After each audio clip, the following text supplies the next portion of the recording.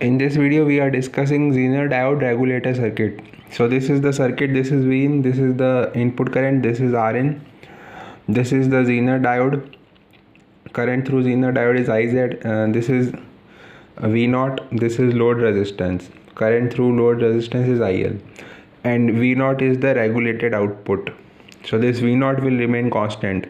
Now there are two conditions. First condition is line regulation and the second condition is load regulation. So in the line regulation, Vi is variable but V0 is constant. In load regulation, RL is variable but V0 is constant. So V0 is always constant. If Vi is variable, then it is line regulation, and if RL is variable, then it is load regulation. So first we will discuss condition for breakdown of Zener diode. So by voltage division rule, the value of V0 will be Vin into RL upon Rin plus RL, and the value of V0 must be greater than Vz for breakdown. So by this equating this equation, we get Vin into RL upon Rin plus RL must be greater than Vz, or Vin must be greater than Rin plus RL upon RL into Vz. So this is the breakdown condition for input voltage. If our load resistance is very high compared to the input resistance, then we can say that Vin is greater than Vz.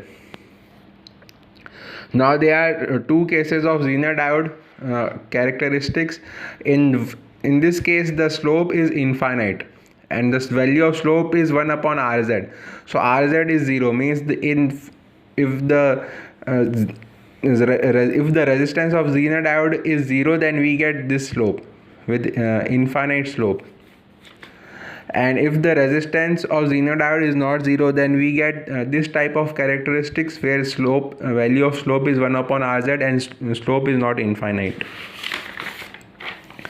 Ideal Zener diode has 0 resistance and Rz is very small in case of practical Zener diode. And if the Zener diode has resistance Rz, then V0 can be represented as Vz plus Iz Rz. In this case, the V0 will vary.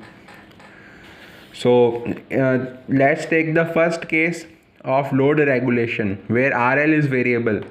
So In will be equal to Iz plus IL.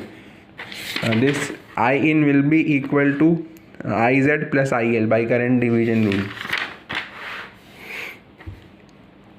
But value of In is equal to Vin minus Vz upon Rin. Now in this case, Vin is fixed, Vz is fixed, and Rin is also fixed.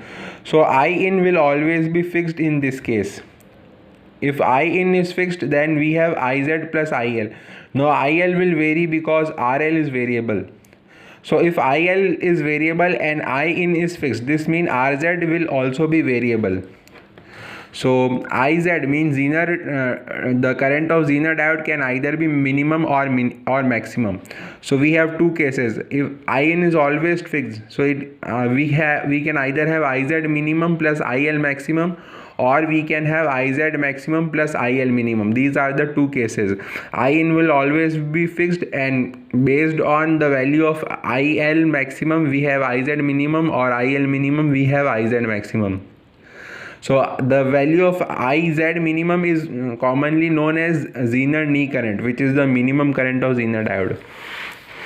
The value of IL is given by V0 upon RL. So IL maximum can be equal to V0 upon RL minimum, and IL minimum can be equal to V0 upon RL maximum. So RL is in the no load condition, the maximum value of RL is infinite. So if RL is infinite, then IL minimum will be equal to 0. And from this equation, if IL minimum is 0, then In will be equal to Iz maximum. So In will be equal to Iz maximum. And the power dissipation of Zener diode is given by Vz into Iz.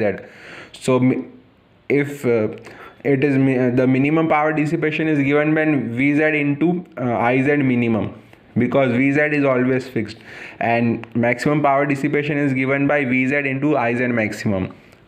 The power rating of Zener diode defines the maximum allowed power dissipation. Thank you. In the next case, we will discuss line regulation.